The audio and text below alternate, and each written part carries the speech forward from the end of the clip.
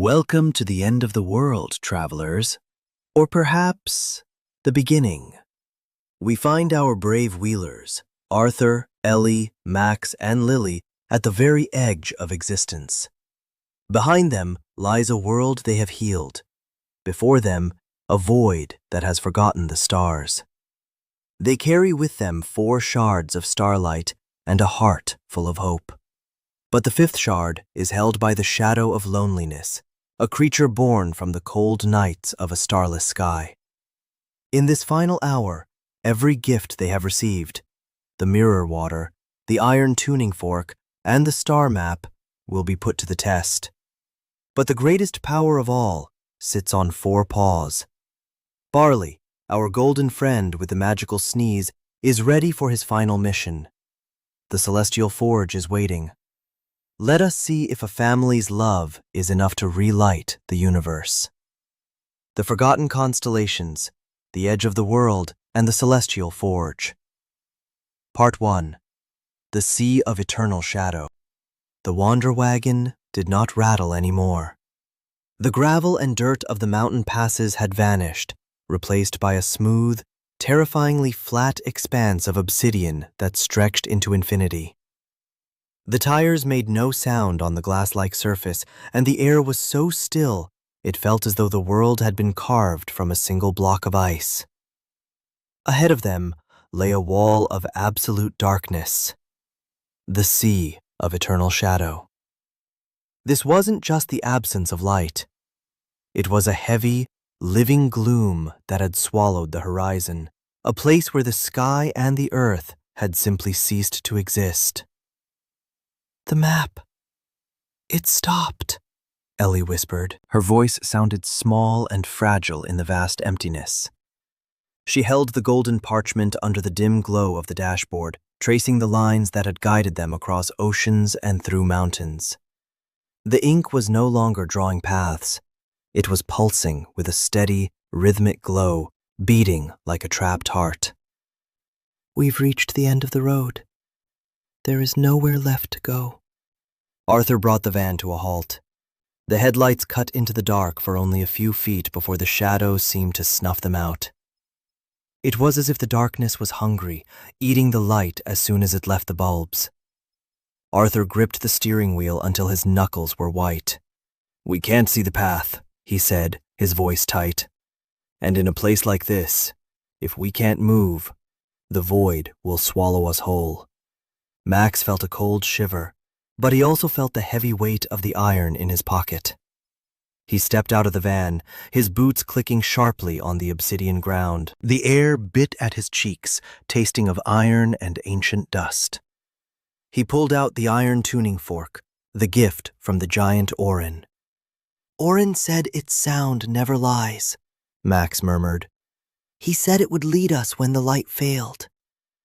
He took a deep breath and struck the fork against the metal bumper. Clang! A brilliant wave of violet-white light erupted from the fork, rippling outward like a stone dropped into a dark pond. It didn't just illuminate the dark. It pushed it back, carving a path through the gloom. Beneath the light, a narrow bridge of shimmering starlight dust appeared, winding into the heart of the void. "Follow the sound!" Max cried. Barley took the lead. The golden retriever didn't hesitate. He moved with purpose, his fur soaking up the vibrations until he glowed like a warm ember. Barley wasn't just looking for a path. He was scenting the cold, metallic tang of the final shard, a scent he had been chasing since they first left home. As they walked deeper into the Sea of Shadow, the darkness around them began to take a terrifying shape. Out of the swirling gloom rose a figure so vast it seemed to reach the vanished heavens. It was the shadow of loneliness.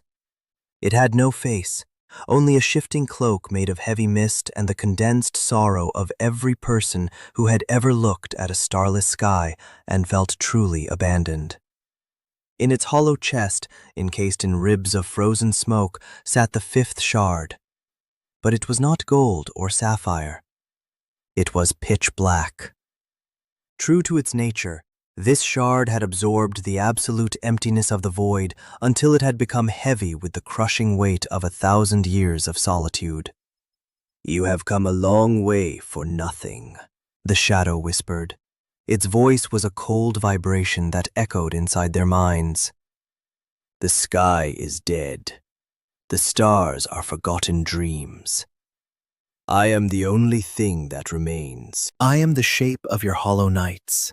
I was woven from the cold ache of every soul that looked at a starless sky and felt forgotten. I am the echo of your own loneliness, and here it is all that remains." The shadow reached out a massive, misty hand toward the velvet pouch on Arthur's belt.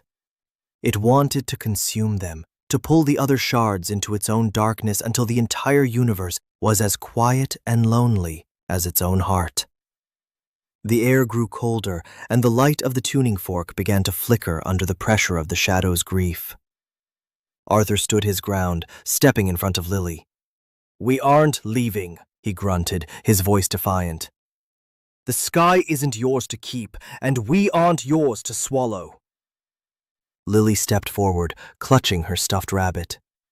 She didn't look at the shadow with fear, but with a quiet sadness. "You're not a monster," she said softly. "You're just lonely, because you was made of that." The shadow paused, its misty form flickering. It had been fed by fear and loneliness, but never by pity. It shivered, the ribs of smoke around the black shard beginning to pulse with an uncertain light. "We have brought the truth," Ellie said, reaching for the flask of mirror water.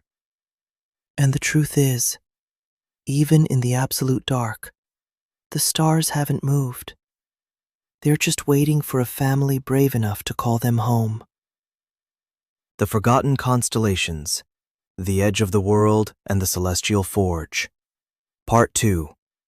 The Final Reflection. The shadow of loneliness loomed over them, its form shifting like storm clouds. It did not strike with claws, but with a suffocating weight that whispered of forgotten dreams and the terrifying vastness of a world without a stars. The pitch-black shard in its chest pulled at the light of the tuning fork, trying to extinguish the last spark of hope. "Stars are distant and cold," the shadow hissed, its voice swirling like a freezing draft. "Here, in the dark, there is no one to judge you and no one to fail. Give me the light you carry, and I will give you the peace of silence." Arthur felt his arm growing heavy. The velvet pouch at his belt seemed to weigh 100 pounds. The 4 shards inside began to dim, their frequencies slowing as the shadow's gravity took hold. Max's hand trembled on the tuning fork, and Lily hid her face against her mother's coat. Maybe the dark is just easier," Arthur murmured, his eyes glazing over as the cold seeped into his bones. "No!" Ellie's voice rang out, sharp and clear. She reached into her satchel and pulled out the flask of mirror water. Only a shimmering inch of liquid remained, but it glowed with the combined truth of their entire journey. "Arthur, Max, this isn't peace. It's just forgetting who we are." Ellie stepped toward the massive, shifting chest of the shadow. The entity let out a mournful rumble, trying to push her back with a wave of sheer sorrow. But Ellie held the flask high. "You are made of our loneliness," she cried. "You were born from the nights we spent looking at a hollow sky. You are not our enemy. You are our grief. And this grief cannot survive the truth, because the truth is that we are bringing stars back."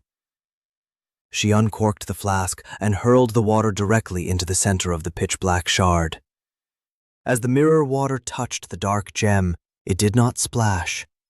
It sank deep into the core. Suddenly, the obsidian surface began to crack.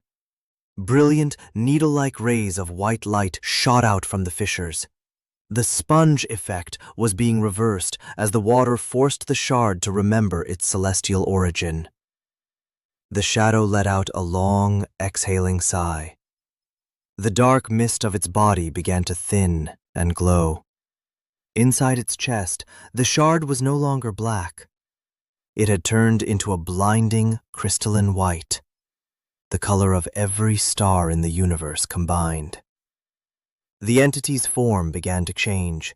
The jagged edges of the mist softened, and the heavy cloak of sorrow started to shimmer with tiny silver flecks. I am empty, the shadow whispered, but its voice was no longer cold. You don't have to be empty. You can fill your life with whatever you want, Max said, stepping forward. He held out the iron tuning fork as a gesture of peace. The sky is coming back, but someone has to make sure it never goes out again. Someone has to be there to watch over it when we're sleeping. The shadow looked at its hands. It was no longer a monster. It was becoming a vast, translucent sentinel, the color of a deep indigo twilight. A watcher? The sentinel murmured. A guardian, Arthur corrected, his strength returning. The sentinel of the Starlight. You were born from our need for the stars. Now you can be the one who keeps them safe. The sentinel bowed its massive head in a gesture of eternal service. The fifth shard, the white shard, slowly floated out of its chest and drifted into Max's hands. It was warm and vibrating with a joyous frequency. The sentinel did not vanish. It moved to the edge of the abyss, its vast form becoming a permanent part of the horizon, a majestic figure of indigo mist, waiting for the light to return. The path is open, Ellie whispered, looking toward the tip of the world. Ahead of them stood the celestial forge, a platform of stardust-covered stone at the very precipice of existence. Beyond it was the infinite. Max looked at the 5 shards in the pouch: gold, sapphire, silver, amethyst, and white. They were pulsing in unison now, a frantic, rhythmic beat that shook the velvet bag.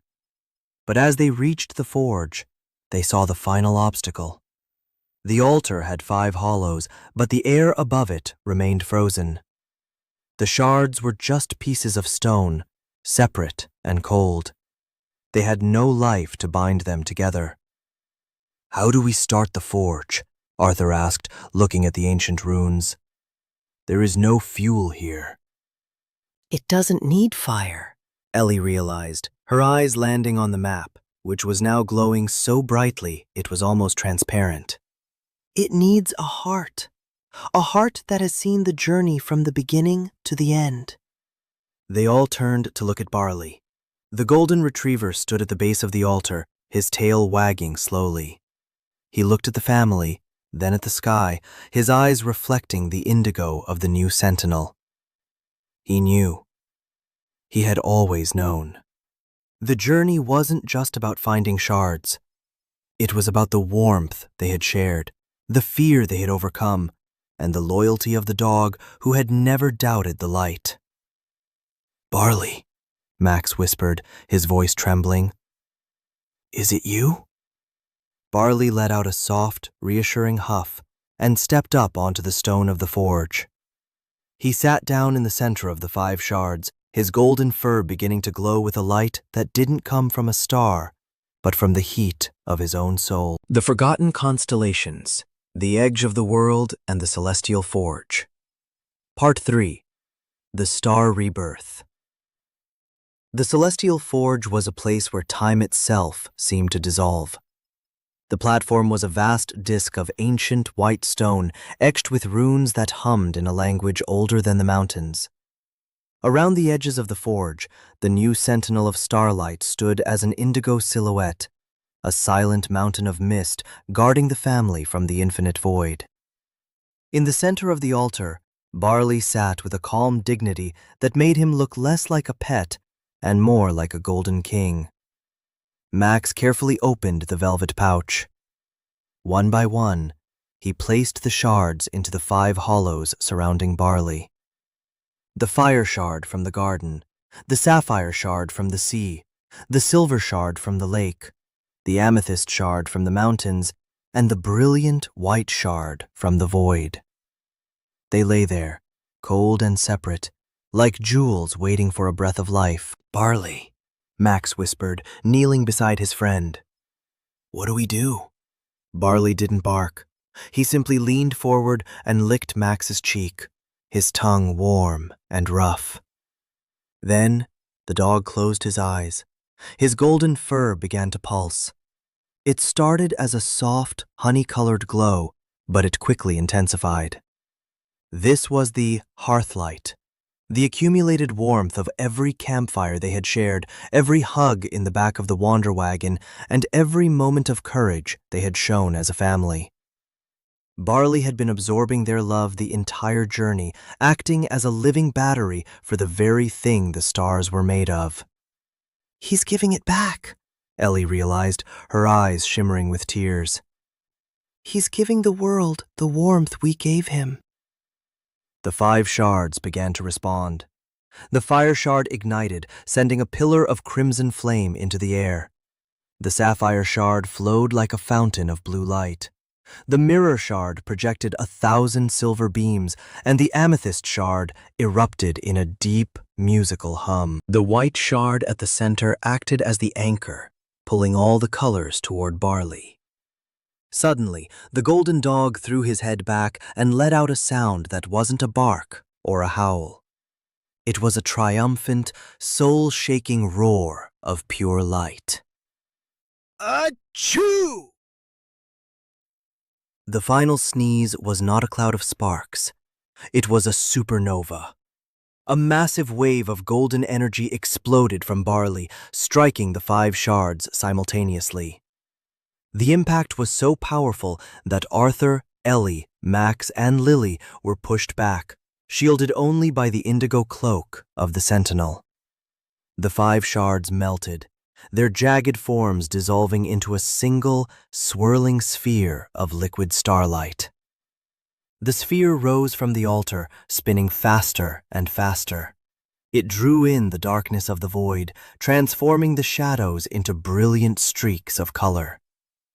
The white shard at the center expanded, swallowing the others until a new sun, a mother star, was born right before their eyes. With a final, ringing note that sounded like every bell in the world ringing at once, the mother star ascended.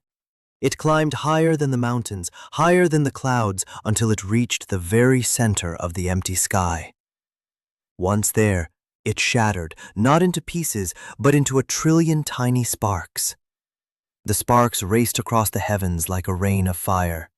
As they touched the empty spots in the dark, the old constellations woke up. The great bear shook its starry fur. The Pegasus spread its shimmering mane. The crown began to glow with a dozen diamond lights once more. The sky was no longer a hollow vault. It was a living, breathing map of light. The absolute darkness of the Sea of Shadow vanished. Below the forge, the world was revealed in the soft, blue glow of a starlit night. They could see the distant forests they had traversed, the glint of the mirror lake, and the jagged peaks of the iron mountains. Everything was bathed in the silver peace of the restored sky. Barley hopped down from the altar, looking quite exhausted, but wagging his tail with frantic joy. His fur was no longer glowing, but he looked more like himself than ever. Just a dog who was very proud of a job well done. Max threw his arms around Barley's neck, burying his face in the familiar scent of pine needles and wet fur. "You did it, boy," Max sobbed. "You brought them all home." On the edge of the forge, the Sentinel of Starlight shimmered. It was no longer a figure of sorrow, but a majestic guardian of the horizon. It raised a hand in a silent salute to the family, its indigo form blending into the beauty of the new night. The Sentinel remained, joyful in his new mission to watch over the stars and ensure the light would never fade again. Arthur looked at the map in Ellie's hand. The star map began to undergo a final, breathtaking transformation. The empty yellowed parchment, which had been so pale and blank for so long, suddenly drank in the light from above. Ink as bright as liquid gold began to flow across the paper. One by one, the constellations they had rescued reappeared on the map in perfect, shimmering detail.